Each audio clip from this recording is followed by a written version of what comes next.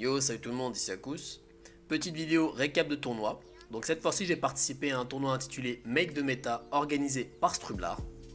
Donc évidemment, le nom du tournoi n'est pas anodin. L'idée était, avec un groupe de 7 joueurs dont je faisais partie, d'établir une banlist, donc de choses qu'on n'avait pas le droit de jouer, pour permettre finalement une meilleure diversité des decks qui vont être présents lors du tournoi. Pour ceux qui voudraient connaître en détail la banlist, je vous laisse un lien dans la description vous permettant d'y avoir accès. Concernant le format du tournoi, chaque joueur devait se présenter avec 3 decks. Au début d'un match, il y avait donc le ban d'un des decks, mais contrairement au premier tournoi, ici il faut valider ces decks. Ça veut donc dire que si je joue un de mes decks et que je gagne avec, je l'ai donc validé. Je suis donc obligé de changer de deck pour valider le deuxième. Donc sans plus attendre, on va passer à la présentation de mes 3 decks. Pour ce premier deck, j'ai choisi une Larmageddon spectrale.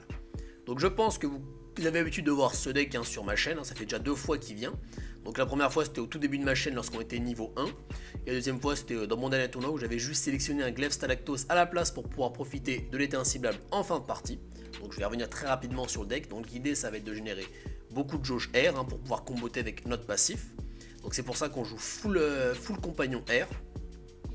Et j'aime bien aussi avoir des petits sorts, donc excepté le tonnerre en série, j'aime bien avoir des sorts qui permettent d'avoir des tours à 2 sorts pour pouvoir profiter des mires de Flécheur et de Pharnix facilement. Et j'ai également rajouté le jab, bon le jab il est déjà dedans à la base, mais il y a le jab qui permet évidemment de profiter d'une mire gratuite. Donc si jamais on a Flécheur ou Pharnix, on peut très bien faire jab plus un sort à 2, donc le crochet ou alors la brise, brise qui compte comme un sort à 2 car ça réduit le coût en PA du prochain sort, qu'on pourra comboter avec soit le fendre l'air, soit l'Algarade par exemple. Ou éventuellement avec l'Uppercut si on n'a pas envie, si ça ne nous dérange pas trop de faire un tour à 5 points d'action au lieu de 6. Au niveau des compagnons, j'ai mis le Flécheur. Alors le Flécheur qui est toujours très intéressant dans les decks très agressifs.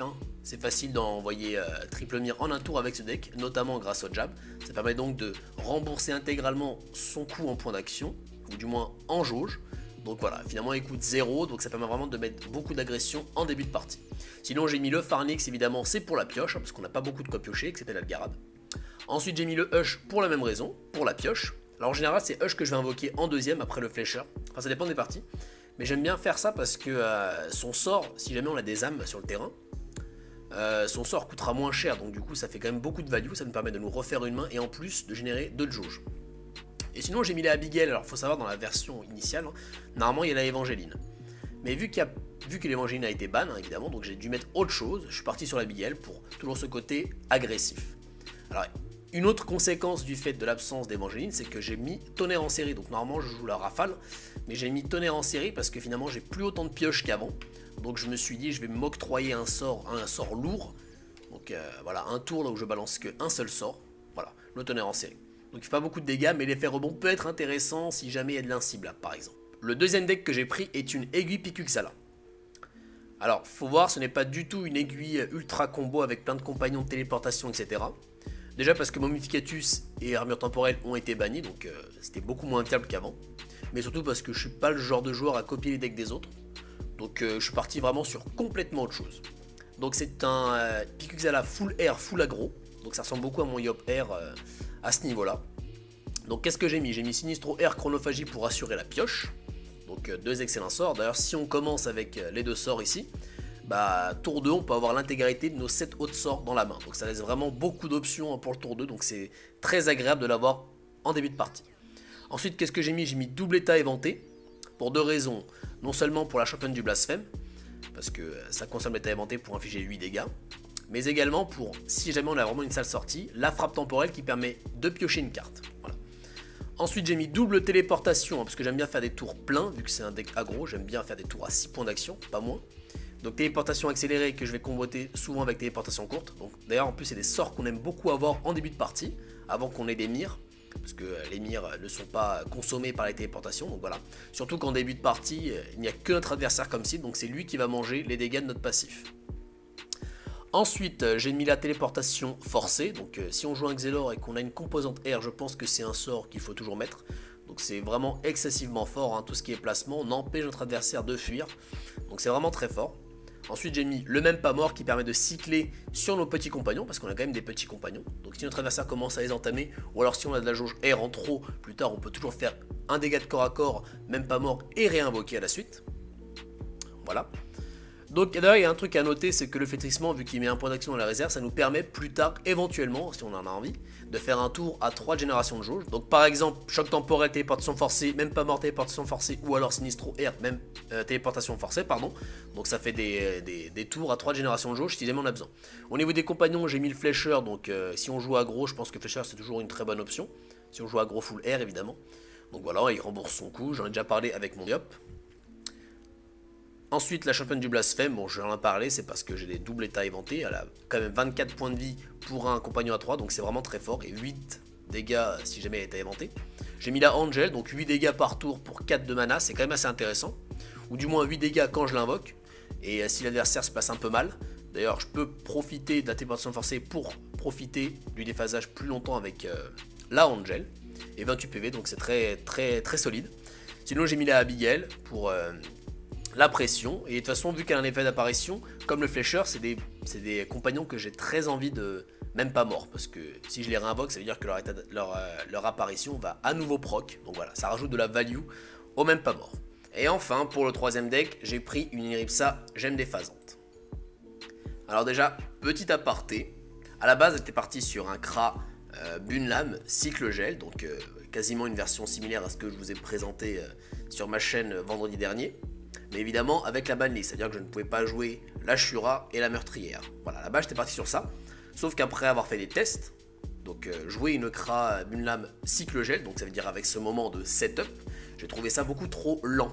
Et je me faisais complètement éclater par mes autres decks, car j'ai essayé de confronter un peu mes decks les uns avec les autres. Et à chaque fois la Bunlam se faisait éclater tour 4, tour 5, donc je me suis dit, ça allait pas être viable à ce tournoi. Donc pour revenir à mon Iniripsa, déjà pourquoi est-ce que j'ai choisi cette Iniripsa? Donc pour deux raisons.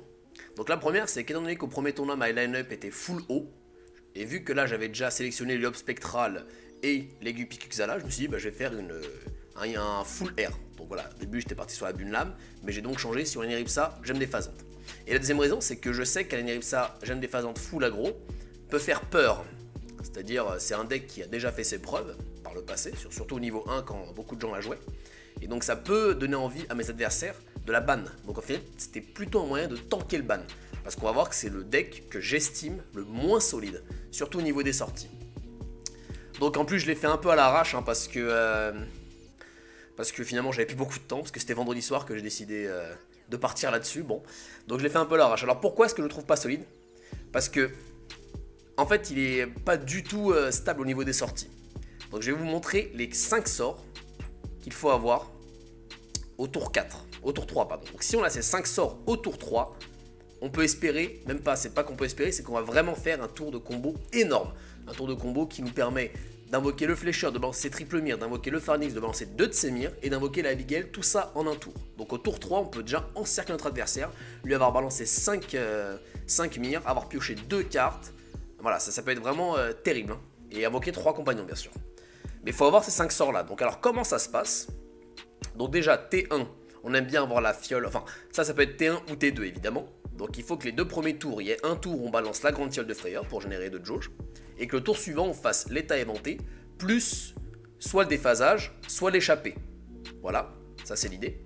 Donc ça nous permet donc d'avoir 4 de jauge au tour 2. Et finalement tour 3, qu'est-ce que l'on va faire? On aura donc l'état éventé sur notre adversaire, donc on va balancer le flécheur, invoquer jouer le scalpé, qui nous permet donc d'avoir directement la jauge pour avoir le Pharnix, donc scalpé qui permet de réduire de 3 le coût en point d'action du prochain sort. Ça veut donc dire que notre fiole électrique, qu'on va prendre juste pour le coup en paire, hein, pas pour l'état éventé, on s'en cogne, hein, parce que c'est le seul sort de dégâts qui permet de profiter pleinement du proc du scalpé. Donc ça va nous permettre donc, de balancer une mire supplémentaire avec nos 2 Kra. Et ensuite il nous restera un PA, parce que le scalpé ne coûte qu'un PA, et ça va coûter 0. Et ben on balancera la petite fiole de frayeur qui permet d'utiliser la dernière mire de flécheur, la deuxième mire de Pharnix et d'invoquer directement notre Abigail. Donc c'est vraiment une sortie ultra violente, mais comme vous pouvez le voir, elle est excessivement rare, hein, parce qu'il me faut quand même beaucoup de cartes. Alors évidemment, si j'ai la grande fiole de frayeur en main de départ, ça permet vraiment d'être un peu plus stable. Mais j'allais pas m'amuser à calculer les probabilités, parce qu'encore une fois, ça je l'ai vraiment choisi à l'arrache, hein, surtout pour tanker le ban. Et donc finalement les dernières cartes que j'ai prises, j'ai pris l'échappée pour avoir une option supplémentaire au déphasage, parce que je rappelle que c'est un des sorts que l'on va jouer pour commencer à setup notre truc. Un autre sort qui nous permet de setup notre truc, ça va donc être fiole de douleur, qui a le même coût en point d'action que déphasage. Alors évidemment, on va faire fiole de douleur, puis ensuite la petite fiole des vents, parce que j'ai pas envie de consommer l'état éventé avec ça.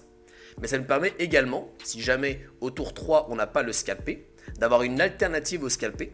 Donc c'est une sorte de sous-scalpé, parce que finalement ils ont le même coût en poids d'action, les deux on va dire. Parce qu'ils réduisent de 2 et l'un il coûte 4, lui il réduit de 3 et lui il coûte 5. Donc c'est quasiment pareil, sauf que lui il met plus de dégâts et en plus il met de jauge. Donc c'est une sorte de sous-scalpé, voilà. Et sinon pour ajouter un peu de consistance, j'ai mis la fiole des vents voilà. Comme ça si jamais au début de la game j'ai pas la petite fiole des vents, ça permet quand même de mettre l'état éventé autour d'eux. Même si ça me permet pas d'avoir de jauge, ça permet quand même de setup un peu le truc. Donc voilà, ce deck là est extrêmement peu stable, hein. Ça c'est vraiment voilà, le point à noter.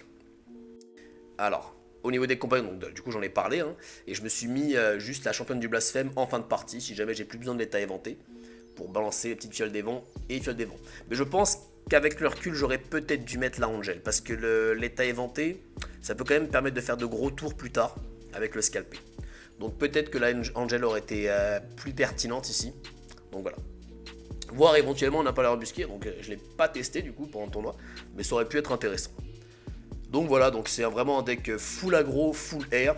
Je me dis, vu que mes deux autres decks sont full aggro, full air, je vais rester dans le thème. Comme ça, si jamais je perds le tournoi, si jamais je n'arrive pas à remporter la victoire, bah je me dis que c'est peut-être le full aggro, full air qui a un peu un défaut dans cette méta-là. Donc je vais maintenant vous présenter les matchs de demi-finale, puis de finale. Premier match de demi-finale, nous sommes contre Migiwawa. Donc j'ai ban son Xelor, il a ban mon Neniripsa, donc déjà beaucoup de réussite sur le ban, parce qu'il a ban ce qu'il faut pas en fait, mon tank a ban. Donc ici j'ai un très bon start, j'ai la brise avec l'Algarad et j'avance. Ça me permet d'avancer sur mes jauges et de m'assurer une main assez fournie pendant le reste de la partie, car je vais cycler rapidement sur l'Algarad à chaque fois. Alors que va-t-il nous proposer? Pour l'instant il prend son temps. Alors... donc on ne sait pas du tout quel type d'Eniripsa Ambre c'est. On pense déjà qu'il joue le laboratoire de l'occurrencé. C'est quand même intéressant de profiter du passif malgré tout. Donc il avance de 3 cases. Il se met l'Odopé, donc il veut récupérer l'Odopé en premier. Et le laboratoire, donc très bien, il a fait les choses dans l'ordre. Comme ça il va récupérer l'Odopé qui me semble plus important. Alors ici, je vais continuer à avancer sur mes jauges. Malheureusement je n'ai pas le tonnerre en série. Donc je vais devoir me débrouiller autrement pour générer d'autres jauges. Alors voilà, j'ai pas le crochet, là, les choses que j'ai dans la main m'embêtent beaucoup. Parce que si je balance mon crochet à ce tour-là, je risque de ne pas avoir de quoi balancer triple mire au prochain tour. Donc là, je suis déjà bien embêté à ce tour-là. Donc je fais le crochet. Et là, je suis obligé de jouer mon flécheur à ce tour-là. Donc je balance le jab. Et ensuite, je vais balancer une frappe spectrale, car il n'a pas encore l'état inventé. Donc déjà, donc premier tour, j'ai une très bonne sortie, mais deuxième tour, c'est déjà un tour assez compliqué. Et je mets mon flécheur ici, donc j'ai mis le crochet ici, comme ça si jamais il avance de 3 cases et qu'il commence à focus mon flécheur, il ne pourra pas invoquer un compagnon à son corps à corps.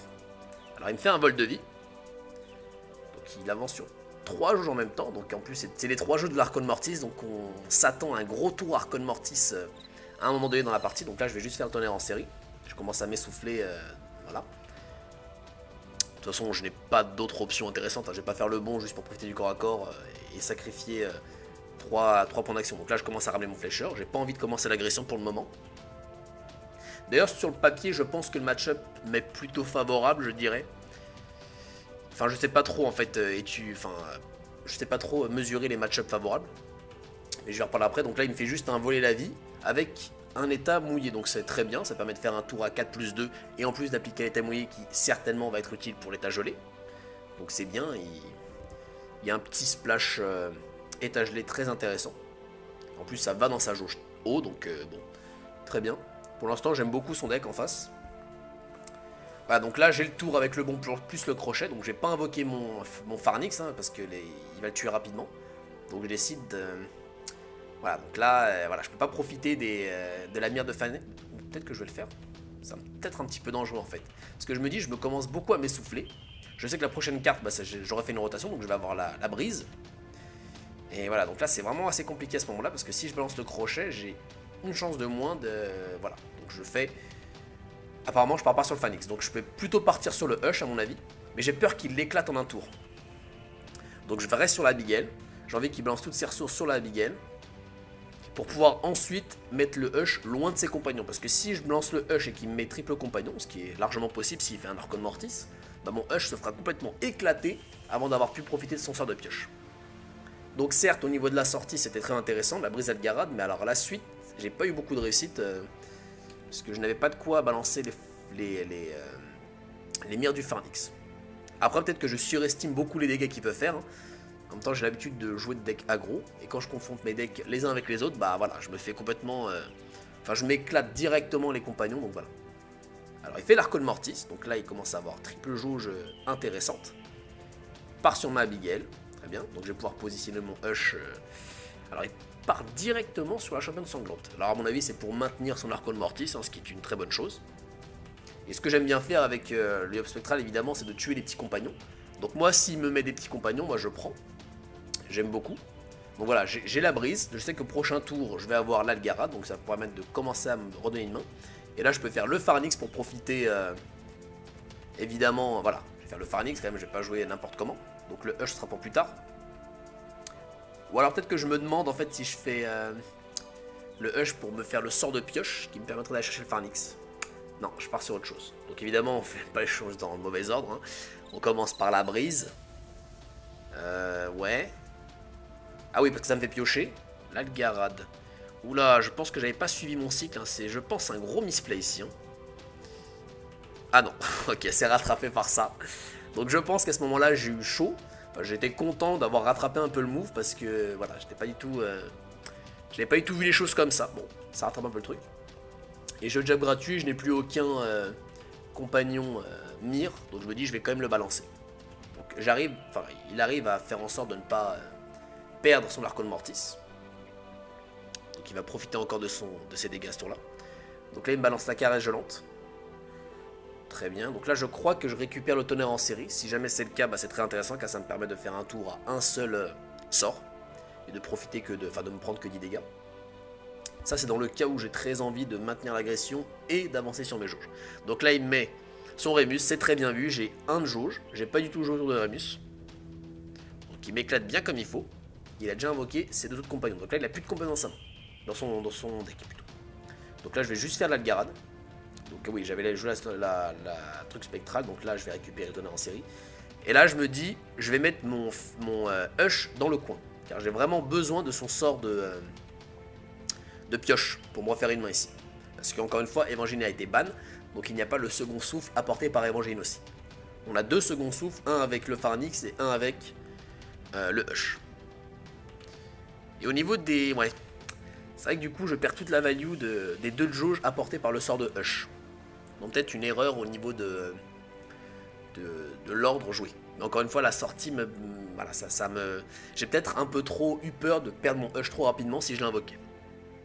Après, j'aurais pu juste conserver mes sets de jauge et balancer le Hush, puis le sort de pioche. Mais j'aurais perdu alors les dégâts de Hush. Alors là, il me fait la téléportation, qui permet en plus de se soigner. Donc il va essayer de fuir un peu le truc. Moi, j'ai un avantage, c'est qu'il n'a plus aucun compagnon. Donc je peux jouer autour du fait qu'il n'ait plus aucun compagnon. Alors évidemment, il me donne directement tort avec le sacrifice honteux. Donc c'est un très bon choix dans son deck. En plus, il a beaucoup de value ici. Donc il lui reste... Il faut jouer autour de ça maintenant, il lui reste encore un compagnon. Donc là, je vais sur le Rémus.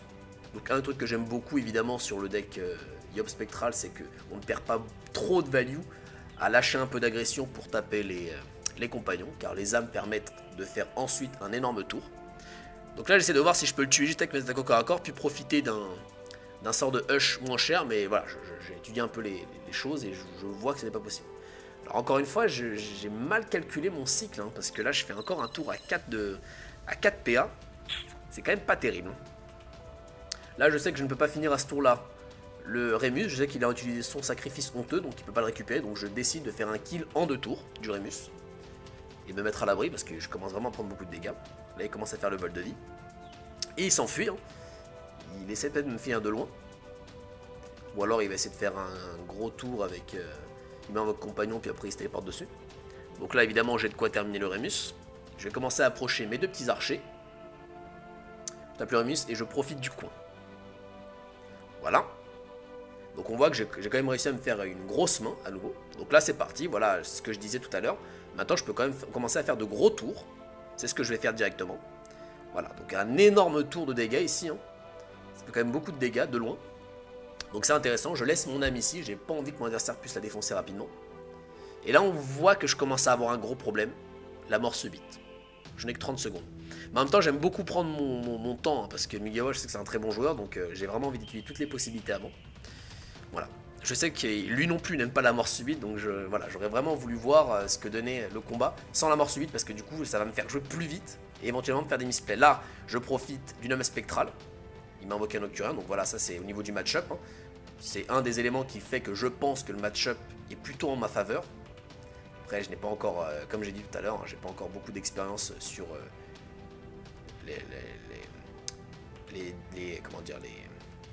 les rapports entre les match-ups. Donc là, voilà, j'essaie de jouer rapidement, il me reste que 8 secondes, c'est très dommage. Après, je n'ai qu'une carte dans ma main, mais je vais cycler rapidement sur le sort de mon Hush. Là, il met l'état mouillé. Avec la réserve, il peut mettre directement état gelé si jamais il a cyclé dessus. Donc, il avance. Il n'a pas envie de jouer à la mort subite, c'est très bien. Il met le héros endurci en agression pour continuer à me mettre de la pression. Donc apparemment, il n'avait pas l'état gelé, il va l'avoir au prochain tour. Donc ici, bah, j'ai pas le temps de réfléchir en fait, hein. Je suis obligé d'envoyer tout ce que j'ai, voilà, je fais le bon, je fais ça, je me barre, je fais n'importe quoi, j'avance pas mes crats, tout ça. Mais voilà, c'est un peu dommage, donc il lui reste fait 14 PV. Là, je récupère le sort de Hush au prochain tour, donc j'aurais pu éventuellement me refaire une main. Le problème, c'est que la mort subite va avoir raison de moi, donc il me reste à peu près 0 secondes à jouer. Donc à moins que j'arrive à remonter un peu le temps, bah, je ne pourrai pas donc effectuer mon tour. Donc c'était l'Algarade, donc c'était un sort de pioche aussi, et je perds sur la mort subite. Donc deuxième match, mon adversaire sort sa Sacréa, donc le dernier deck qui doit aider, moi je décide de partir sur mon Xelor. Donc je change de deck, histoire de, voilà, de changer un peu. Donc là j'avance, j'ai le Sinistro, s'il me fait piocher la Chronophagie c'est parfait, donc ça c'est un peu plus de 54% de chance de se réaliser, donc c'est plutôt en ma faveur. Alors, donc une très bonne sortie ici, hein. Et en général, je joue premier, hein, parce que faut savoir, mes decks ont un poids de 25. Si on fait la somme des points d'action, c'est 25. Et je rappelle que celui dont le poids est le plus bas, eh bien, il joue en premier. Alors là, il part sur sa jauge feu, très bien. Donc il me fait un double spell feu. Ici, bah, je pars directement en agression. Donc ça, c'est les tours classiques voilà, quand je fais de l'agression, c'est ce que je fais à chaque fois. Si jamais j'ai la bonne sortie d'ailleurs. Mais sinon, j'ai quand même d'autres options très intéressantes. Mais là, c'est vraiment l'option la plus optimale selon moi. Parce que maintenant, j'ai 4 de jauge. Je vais pouvoir partir sur flécheur, etc. Donc ici, il me fait un grand rempart. Donc il m'invoque pas de compagnon. Et il me tape au corps à corps. Là, je pars sur l'état éventé. Non, évidemment, donc j'ai failli faire déjà un misplay. Faut que je joue peut-être un peu moins vite. En même temps, je venais de me faire tuer à la mort subite, donc voilà. Et ici, voilà, la championne du blasphème. Et j'applique directement l'état éventé à nouveau. Là, comme ça, en plus j'ai un 5ème PA dans ma réserve, donc si j'ai envie de faire une téléportation forcée avec un sort à 2, j'ai l'option. Je place mon flécheur ici pour qu'il couvre un maximum de terrain. De toute façon, la téléportation forcée, je vais la garder tant que mon adversaire n'a pas joué le saut audacieux. C'est ce qui va me permettre de contrer son saut audacieux, parce qu'apparemment il a envie de camper le bord. Donc pour contrer le saut audacieux, c'est ce que je vais faire. Donc là, il met l'état inciblable, très bien. Ok. Donc moi, je vais cycler sur ma chronophagie. Et j'aurai en plus directement une téléportation. Alors évidemment, j'ai mon Sinistro R. Donc je vais jouer mon Sinistro R avec une téléportation. Ici, mon tour est tout trouvé. Et j'aurai de quoi invoquer un compagnon. Je pense partir sur la Angel. J'aurais pu éventuellement taper avec le championne du blasphème. Puis après la récupérer avec le même pas mort. Voilà. Et je crois que dans ce tournoi-là, j'ai pas beaucoup joué avec le même pas mort, hein, malheureusement. Alors ici, je balance, voilà. Le Sinistro R. La téléportation accélérée, donc est-ce que je me barrais ou pas? Ouais, donc ça c'est toujours une question assez dure. Parce que bon, c'est des decks que j'ai pas eu tout l'habitude de jouer. De toute façon, voilà, je pense qu'au niveau de la connaissance du match-up, voilà, il y a encore beaucoup de défauts, hein, j'en suis tout à fait conscient. Autant au niveau du deck building, je pense être pas trop mauvais. Mais au niveau du jeu, je pense que j'ai encore excessivement beaucoup de chance à apprendre. Bon, ça veut rien dire, mais vous avez compris. Voilà, donc je tape avec ma Angel, j'ai pas pu profiter du déphasage. C'est quand même très dommage, hein, mais bon, c'est comme ça. Donc là, tant qu'il ne joue pas son saut audacieux, je ne joue pas la téléportation forcée. car voilà, j'ai pas envie de le laisser partir après parce que tous mes compagnons sont ici. Je sais que dans mon premier tournoi, c'est un truc qui m'a fait, qui m'a donné beaucoup de, qui m'a donné beaucoup de fil à retordre quand j'ai joué contre Xoltan, où mes compagnons étaient complètement à l'opposé de la map.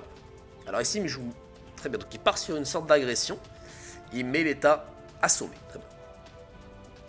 Donc j'ai dit que je ne jouais pas ma téléportation forcée, mais là je vois qu'il n'a plus de PA en réserve, et je vois que la jauge haut, il peut pas invoquer ni un Rémus, ni un Gousset, et la Julite, il l'a pas. Donc là, je pars directement sur la téléportation forcée, car il ne peut pas finalement utiliser son saut audacieux. Et tous les sorts d'escape des sacréeurs, bon, sauf s'il joue l'assaut, son coûte plus que 6 PA. Donc là je suis pas trop mal, hein. J'ai pris une bonne option pour ce tour là. Voilà, donc je pense partir sur un état le prochain tour. Là il peut pas partir normalement. Il peut éventuellement, non, il a pas cyclé sur son état inciblable. Donc il met le ravage. Très bien, il va gagner de la réserve de PA.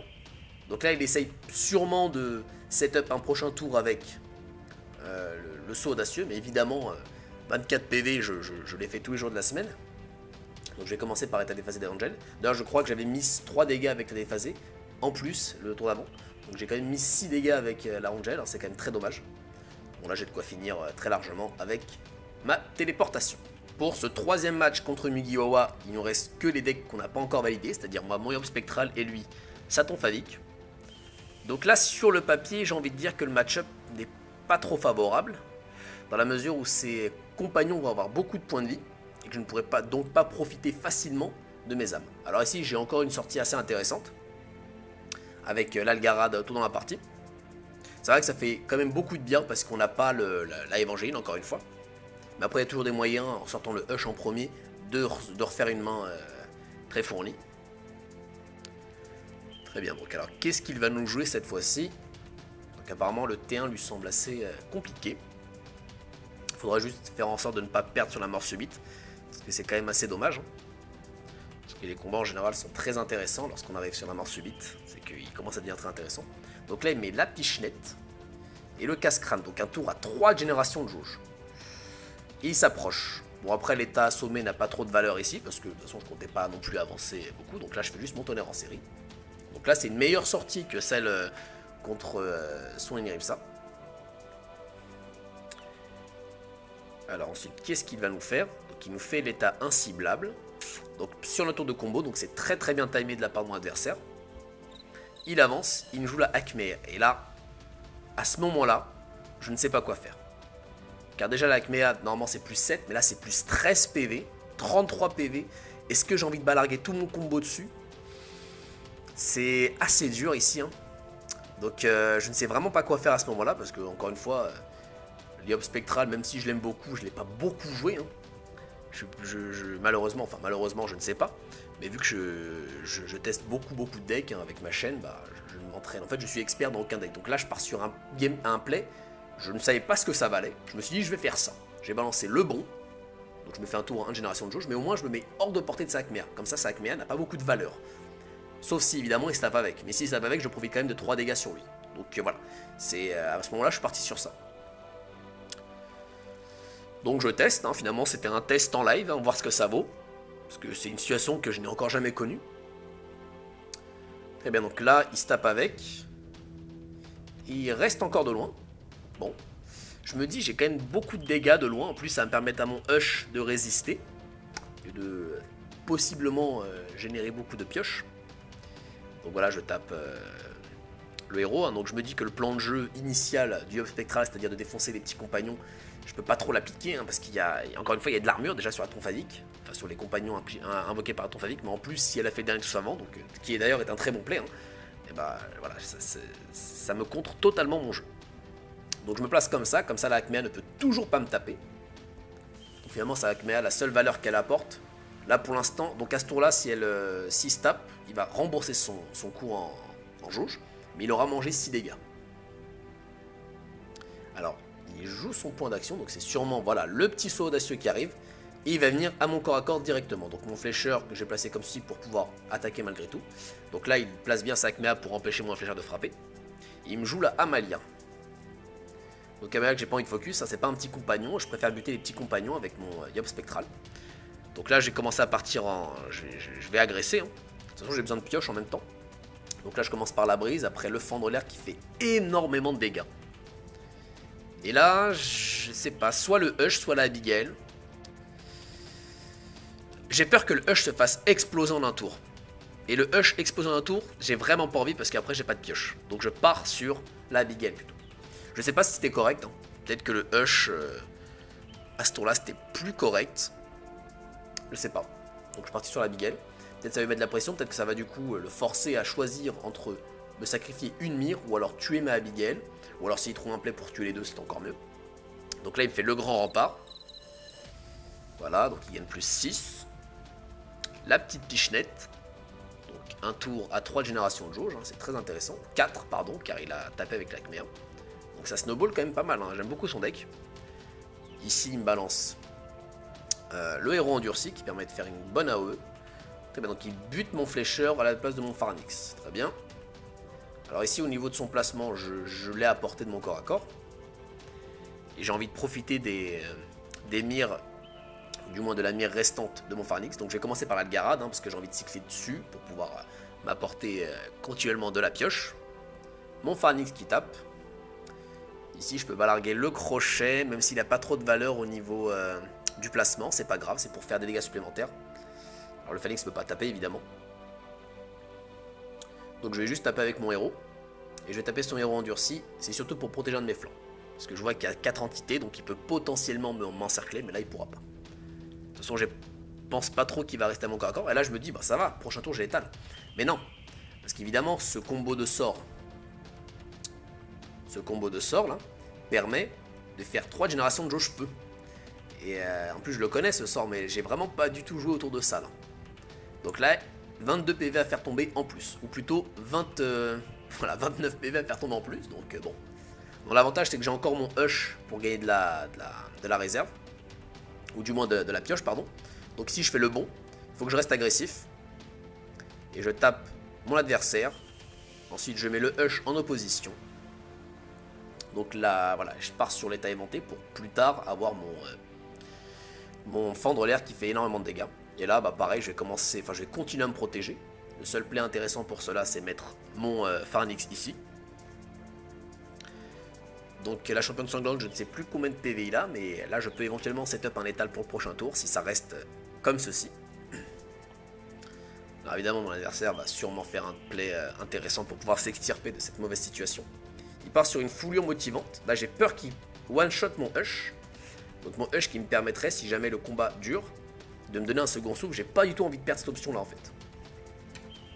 Parce que c'est vrai que le body de Hush est excessivement mauvais, hein, pour 5 de jauge.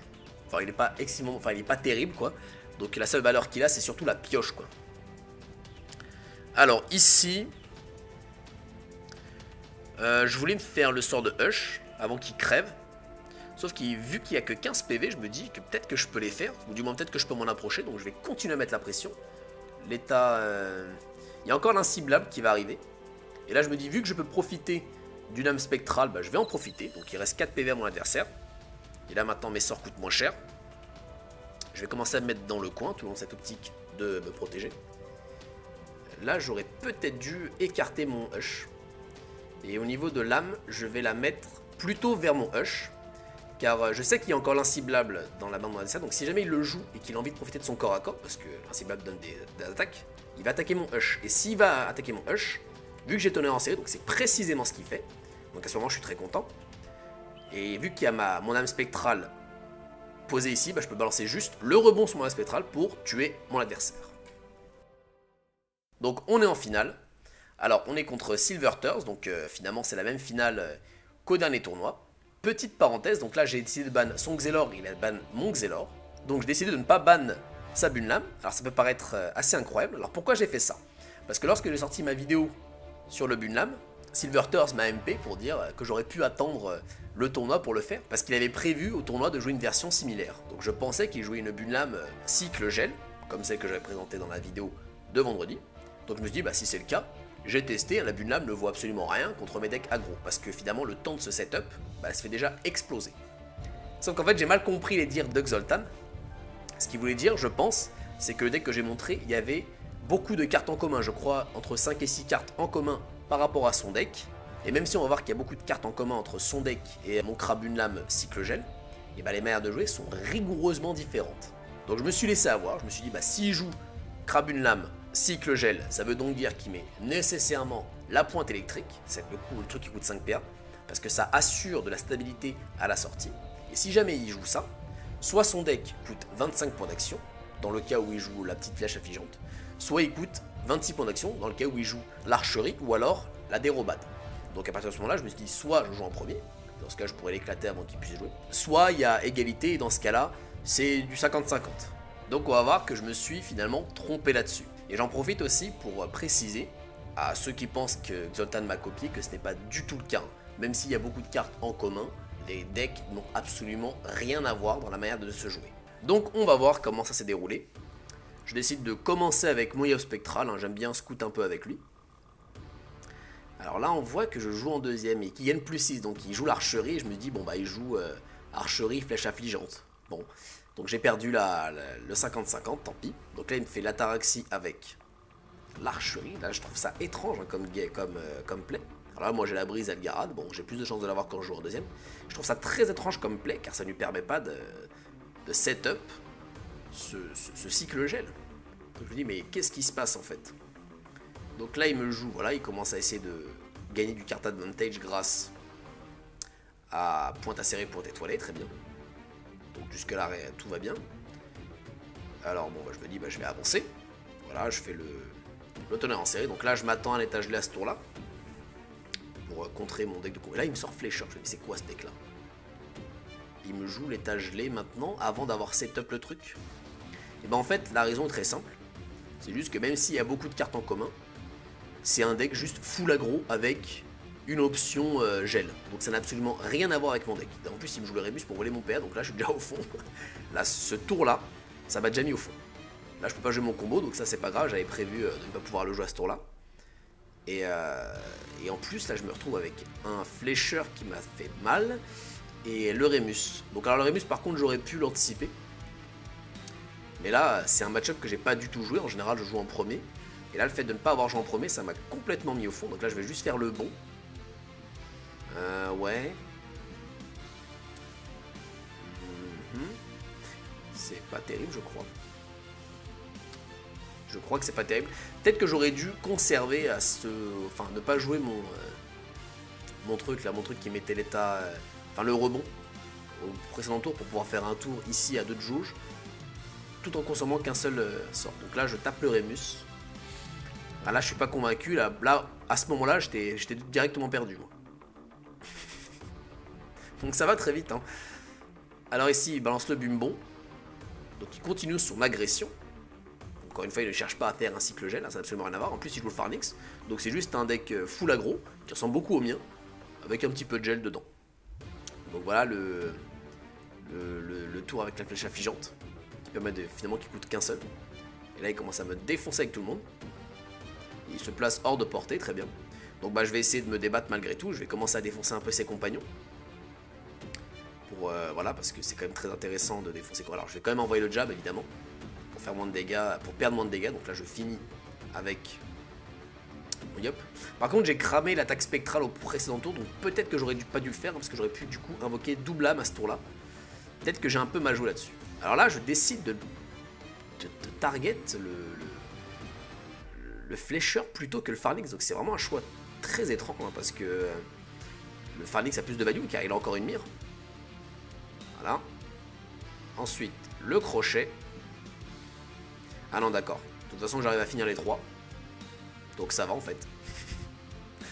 Ok. Et j'avance mon flécheur près de mon adversaire. Donc là j'ai défoncé 3 compagnons. Mais j'ai pris tellement de dégâts au début, en plus là il me remet l'état gelé, donc il a cyclé dessus.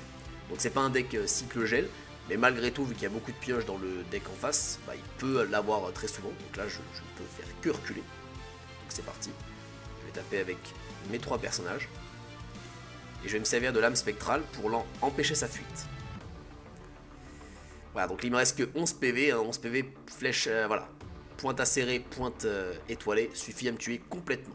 Alors faut savoir qu'il a joué en premier car son deck ne coûtait que 23 PA. Alors pourquoi? C'est parce que vu que c'est pas un deck cyclogel, il a aucune raison de mettre la pointe électrique. Donc je trouve que ça en fait un deck aggro très solide. 23 PA plus un moteur de pioche aussi énorme, plus des mires, c'est vraiment très bien joué de la part de mon adversaire. Donc deuxième match, il a sorti une dard de Cannes. Alors j'ai encore la sortie Brise d'Algarad, c'est vrai que c'est assez incroyable, hein, je crois que je l'ai toujours eu. Donc c'est parti, Brise Algarad. Donc finalement ça compense hein, la perte de la Évangéline. Alors ici il me fait le maître de l'agonie plus l'état inciblable. Donc il part sur quadruple jauge. Bon à ce tour là du coup j'ai quand même le bon, donc j'ai de la chance d'avoir mon bon. C'est parti, hein, je fais le bon. Et je décide de ne pas lui offrir attaque au corps à corps quand même. Je mets quand même une case étant donné que j'ai le crochet dans ma main, je pourrais prendre l'initiative du corps à corps. Et je pars du principe qu'il n'a pas la frappe cyclone, donc peut-être que c'est un peu osé mais je pars de ce principe là. Alors ici il m'envoie l'état huilé, très bien, bon. Donc là c'est parti, je mets le flécheur. Je vais commencer par le crochet, hein, je préfère récupérer le crochet avant. Donc là je suis obligé de faire le jab avant. Ou alors j'aurais dû faire peut-être l'hypercute. Peut-être j'aurais dû faire l'hypercute, ouais. Parce que c'est vrai que j'ai un sort à 3, je vais derrière. Donc voilà, je balance toutes mes mires. Je vais au corps à corps. Et je pars sur le hush. Je pense que j'aurais dû mettre le hush dans le coin parce que c'est lui que j'ai envie de protéger avant mon archer là, mon petit crat. Dont j'ai oublié le nom. Le flécheur, pardon. Donc là il me joue juste les yeux. Bon ça me va, moi il me met pas la pression du coup. Moi je vais continuer l'agression. Donc là je vais commencer déjà par le sort de hush. J'ai envie de me faire une main. Par contre vu qu'il ne m'invoque pas de petit compagnon, je peux pas profiter de mes âmes. Alors ici je continue à taper. Je me dis j'ai encore de la marge au niveau de la pioche. Donc je vais partir sur la Abigail. Et je m'en conne complètement des yeux. Je sais que toutes les attaques que j'inflige infligent au moins 5 dégâts. Donc il ne récupère pas de PV là-dessus. Donc il reste plus que 30 PV. Hein. Bon, il a quand même 10 points d'action dans la réserve. Je sais qu'il y a un Duromal qui va traîner là-dessous. Il ne joue encore aucun compagnon. Donc il tape mon hush. Il fait le Duromal sur mon hush. Peut-être qu'il n'a pas envie que je cycle la pioche. Et il me joue le héros endurci. Profite d'une belle zone. Donc je préfère buter mon flécheur avant ma Abigail. Très bien. Moi je l'ai héros endurci. C'est parti. Je vais l'éclater. Donc j'ai toujours cette option avec le Léo Spectral. Hein, option que j'aime beaucoup de tuer les compagnons sans perdre trop d'agression. Voilà, je balance la Algarad dès que je l'ai pour pouvoir cycler dessus. Voilà, je rapproche le crochet, comme ça je peux taper au corps à corps de mon adversaire tout en, de compagnon, tout en restant à portée de corps à corps de mon adversaire, pour éviter qu'il fuit trop facilement. Et en même temps, j'envoie une âme qui va à l'autre bout. Donc il tape ma Abigail. Et là il me sort ce sort où j'ai pas du tout joué autour. Hein. Dessous, voilà, ce sort qui fait 12 dégâts en zone, donc là il profite d'une excellente zone, qui clean tout ce que j'ai, en plus il joue à Champion sanglante. Bon, l'avantage c'est que j'ai encore quand même pas mal de ressources. Enfin j'ai encore mon Pharnix qui me permet de me refaire un second souffle. Voilà. Et ici je vais faire le jab qui me permet d'invoquer une âme. En plus il a invoqué sa championne super lente, donc moi je vais en profiter. Hein. L'âme qui est à l'autre bout du terrain. Alors ensuite, donc il focus mon âme sans réfléchir, je pense que c'est une bonne idée. Donc il continue à générer de la jauge feu, d'avoir un autre compagnon feu. Il me tape juste, bon, moi ça me va. Ici je mets le crochet, ou alors non, juste l'éclair en série, comme ça prochain tour je pourrais jouer double spell et profiter des deux mires du Pharnix, donc je set up le prochain tour. Il ne reste que 16 PV. Pour le moment il n'a pas pu cycler sur son Duromal, parce que son Oropo, voilà c'est son Oropo qui joue. Parce que oui, c'est un deck, en fait, ça reprend un peu le principe de ce que j'avais montré dans ma vidéo sur la pioche. Donc c'est un deck qui va essayer de cycler sur son Duromal. Et en plus, aussi sur l'état inciblable, pour vraiment sustain la fin de partie. Sauf que l'agression était peut-être un peu trop forte ici. Donc ici, je balance le crochet pour pouvoir profiter d'une mire de mon Pharnix. Et je sais qu'après l'Algarad, qu'est-ce que j'ai joué, voilà. Le crochet, donc non, j'ai l'hypercute du coup, enfin, vous avez compris, hein, je confonds toujours les deux évidemment. Et là je termine juste avec la mire de Pharnix. Et enfin, dernier match, donc je sors mon Ingripsa Jeune Déphasante. Alors au niveau de la main, c'est pas trop mal, hein. J'ai la Grande Tête de Frayeur. D'ailleurs, c'est à noter qu'avec ce deck là, je préfère jouer en deuxième. Donc là, c'est pas trop mal pour le moment. Alors ici, il manque juste le Scalpé et la petite fiole de Frayeur, et là on sera excellent. Donc il me reste 3 cartes dans mon deck. J'ai 2 chances sur 3 d'avoir ce que je veux. Alors, Très bien, donc là, j'ai la petite feuille de frayeur, donc il me manque plus que le scalper. Et là, on est très bon pour sortir le gros combo à ce tour-là. Comme ça, vous allez pouvoir voir ce que le gros combo donne. Alors ici, il va juste se mettre les yeux et venir mon corps à corps. Donc c'est pas grave si je le fais corps à corps. Et malheureusement, je n'ai pas le bon top deck. Donc là, en même temps c'est normal, hein, on peut pas non plus avoir toujours de la chance. Donc soit je pars sur le déphasage, je commence à me soigner, je tape. Soit j'essaie de faire le combo du pauvre. Donc là c'est un choix. En fait j'ai pas joué assez de fois ce deck là pour savoir ce qui est le plus pertinent. Donc je pars sur le combo du pauvre. Donc voilà, avec le scalpé normalement j'aurais pu invoquer le Pharnix maintenant. Mais là vu que ça génère qu'un seul de jauge, bah, je peux pas. Donc là je peux invoquer le Pharnix qu'un peu plus tard. Et jouer la fiole de frayeur. Et là le Pharnix je peux pas me permettre de le mettre au corps à corps parce que j'ai pas envie de perdre double mire. Et là du coup j'aurais pu en plus invoquer l'Abigail. Donc là il aurait été encerclé avec Abigail, etc. De toute façon avec Moyob j'ai quand même eu beaucoup de chance au niveau de la stabilité des sorties. Celui-là il est beaucoup moins stable donc c'est normal que ça sorte comme ça. De toute façon dès qu'on joue un deck instable, il faut s'attendre à ça. Hein. C'est moi qui ai voulu jouer avec ça donc c'est normal. Alors ici je me prends voilà ça plus. Ça fait quand même de gros tours avec les yeux. Hein. Plus l'état inciblable. Qui permet donc à mon Pharnix de ne pas pouvoir attaquer. Donc là c'est pas grave, je peux quand même continuer l'agression malgré tout. Donc je sors la Abigail, il n'y a pas l'état aimanté sur lui. Voilà, donc je tape avec un peu tout le monde. Et là je vais décider avec mon Pharnix peut-être d'approcher éventuellement. Ou alors de le mettre hors de portée d'un compagnon en fait. Parce que j'ai peur qu'il invoque un compagnon, que le compagnon vienne au corps à corps de mon Pharnix. Et là tel qu'il est placé, il peut pas le faire. Si je joue des sorts offensifs, il peut pas bouger. Sauf si évidemment il a un assaut, enfin bref. Alors ici il me met l'état huilé. Il met le sort de soin. Et il éclate ma Abigail. Et là il sort le repos. Donc là ça commence à être très compliqué. Parce que qui dit au repos à ce moment-là, dit qu'il va pouvoir cycler sur son deck. Alors là je fais un move mais absurde. Je ne sais pas compter je crois. J'ai oublié que 3 était inférieur à 4. Donc si je le bouge de 4 cases et que mon perso peut bouger de 3 cases, je ne peux pas taper au corps à corps. Donc là je perds 6 dégâts. C'est quand même très dommage. C'est absurde. Et ici bah, il va éclater mon Pharnix. Il avait encore une mire. Hein. Donc voilà. Il fait le dur au mal. Et là bah, je sais qu'il va pouvoir cycler dessus. De toute façon j'ai fait une vidéo dessus. Donc je connais la technique. Donc là j'ai plusieurs options. Soit j'estime avoir les ressources nécessaires pour tuer le haut repos. Soit je all-in sur mon adversaire. Et j'espère qu'il puisse pas cycler trop rapidement. Et bah je vais t'aider de faire ça. Et je pense que c'était vraiment une très grosse erreur. J'aurais peut-être dû tuer son repos pour éviter qu'il ait trop facilement le cycle. Et en plus il y a des agonie pour en profiter longtemps. Voilà, en plus il joue avec les yeux. Donc il fait quand même de gros tours en face. Hein. Alors là, voilà, il a remis les yeux donc ça va être compliqué. Donc là c'est pas grave, j'ai appliqué l'état aimanté donc je peux en profiter pour ma championne du blasphème. Mais encore une fois, voilà, je préfère utiliser l'état aimanté pour faire un plus gros tour grâce à mon scapé. Donc je pense que c'est une erreur de deck building de ma part ici. J'aurais dû mettre la Angel à la place. Parce que finalement, l'état aimanté, j'en ai trop besoin pour faire des gros combos. Pour me permettre d'utiliser avec une championne du blasphème. Et ici, j'ai pas envie de donner un PV. Mais en même temps, je dois absolument finir ses yeux à un moment donné. Et j'ai peur que si j'invoque ma championne du blasphème, il l'explose en un tour. Donc je me dis peut-être que je vais peut-être attendre pour jouer la fiole des vents. Et ensuite, jouer ma championne du blasphème pour faire un 8 dégâts. Et éventuellement passer outre les yeux. Donc je pars là-dessus à ce moment-là. Peut-être qu'il n'a pas encore les jauges pour invoquer la championne sanglante. Donc là il me fait un. Voilà, il me joue l'état inciblable parce qu'il cycle super rapidement grâce à son repos. Donc voilà. Ici il recule.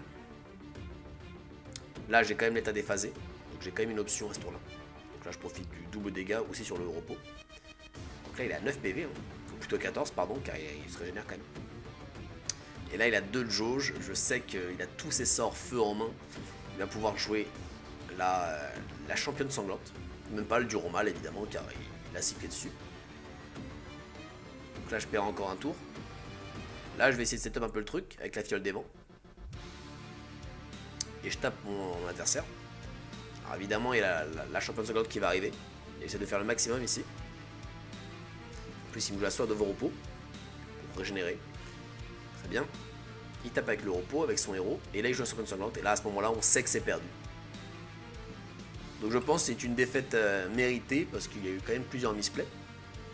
Et de toute façon, la sortie est... Enfin, déjà, le fait de choisir un deck aussi instable, je pense pas que c'était vraiment petit. Donc là, je voulais lui envoyer un message, donc je lui ai dit merci pour ce moment, parce que c'était quand même une belle finale malgré tout. Donc, avec un petit smiley. Donc sa réponse va être immédiate. Pas le temps pour les smileys. On joue l'énorme spell d'AOE et on m'éclate comme ça.